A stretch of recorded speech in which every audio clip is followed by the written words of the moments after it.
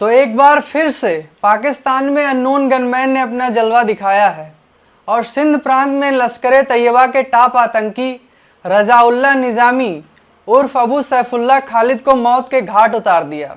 ये वही सैफुल्लाह है जिसका नाम 2006 में नागपुर में आरएसएस के हेडक्वार्टर पर हुए हमले में शामिल बताया जाता है।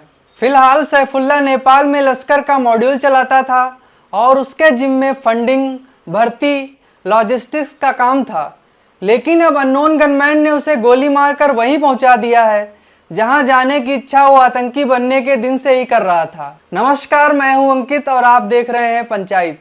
दरअसल पिछले कुछ साल में ये अननोन गनमैन इंसाफ का नया चेहरा बनकर उभरे हैं।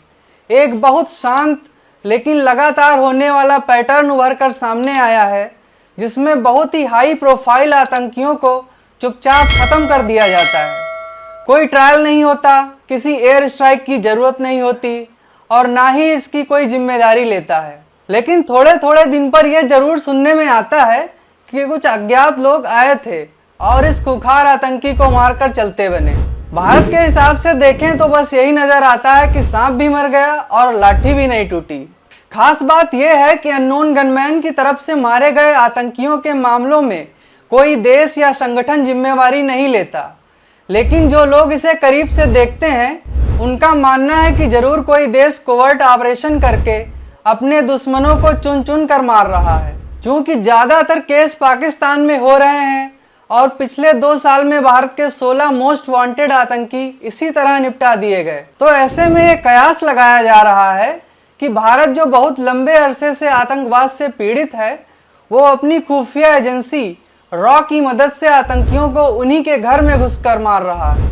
खैर, इसमें भारत या उसकी खुफिया एजेंसी रॉ का हाथ ना हो या ना हो, लेकिन इससे यह जरूर स्थापित हो गया है कि जो पाकिस्तान अब तक आतंकियों का स्वर्ग और सबसे सुरक्षित पनाहगार माना जानता था, वो भी अब उनके लिए सेफ नहीं है, क्योंकि अननोन गनमैन ने सबसे ज्यादा आतंकी पाकिस्तान में ही ढेर किए हैं। ये सभी हत्याएं कोई मिलिट्री ऑपरेशन या पुलिस क्रैकडाउन की तरह कोई जाल बिछाकर नहीं की गई, बल्कि यूं ही रोड पर या किसी मस्जिद से नमाज पढ़कर निकलते वक्त या फिर किसी चौराहे पर तेजी से मोटरसाइकिल पर सवार होकर अननोन गनमैन आए और गोली मारकर गायब हो गए। बाद में उनका कोई भी सुराग नहीं मिला। और मजे की बात यह है कि पाकिस्तानी अथॉरिटीज भी रिपोर्ट लिखने की खाना पूर्ति करने के बाद कुछ पता नहीं लगा पाई।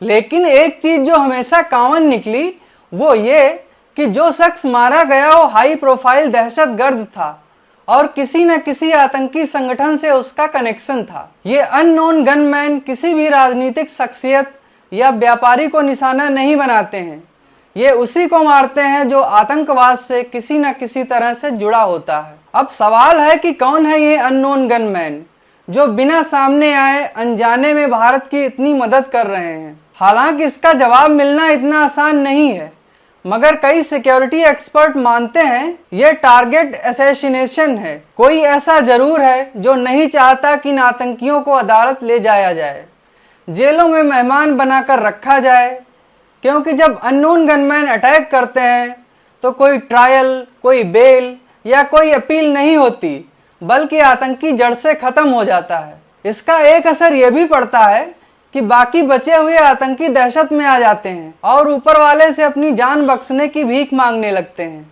ऐसा इसलिए भी क्योंकि उनका सहारा सिर्फ ऊपर वाला ही बचता है, क्योंकि अननोन गनमैन से पाकिस्तान में आतंकियों को ना उनकी आर्मी बचा पा रही है। और हालांकि भारत के पक्ष से देखें तो अननोन गनमैन के कारनामे हर भारतीय के दिल को सुकून देने वाले हैं। जितने भी आतंकी अभी तक मारे गए सभी कहीं न कहीं भारत में हुई आतंकी वारदातों में शामिल थे।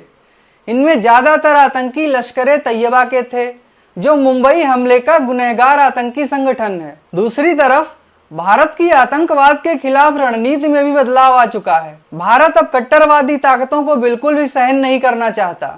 आतंकियों के खिलाफ अपनाई गई जीरो टॉलरेंस पॉलिसी से लेकर उन्हें घर में घुसकर मारने तक भारत ने स्ट्रेटेजिक शिफ्ट ले लिया है। इसके अलावा भारत ने डिप्लोमेसी के जरिए भी आतंकियों को सजा दिलाने की कोशिश की, जैसे यूनाइटेड नेशंस में आतंकी संगठनों को ब्लैकलिस्ट करवाना और एक्स्ट्राडिशन रिक्वेस्ट करके उन्हें भारत लाकर सजा देना। लेकिन हर बार ऐसे प्रयासों में कामयाबी नहीं मिल पाती है। आखिर में मैं बस यही कहना चाहूँगा कि पाकिस्तान में बैठे आतंकियों को भी पता चल गया है कि ऑल आइज ऑन देम, यानी उन पर नज़रें बनी हुई हैं। और हाँ, अननोन गनमैन शायद कभी कुछ न बोलें, लेकिन उनकी बंदूकों से आ रही आवाज़ें सारी कहानी बयां कर रही हैं। तो कैसा लगा आपको हमारा ये वीडियो, कमेंट सेक्शन में ज़रूर बताएं। हमारे YouTube चैनल को लाइक सब्सक्राइब करें। इसके साथ ही हमारे सभी वीडियोस के नोटिफिकेशन पाने के लिए बेल आइकन दबाना न भूलें। धन्यवाद।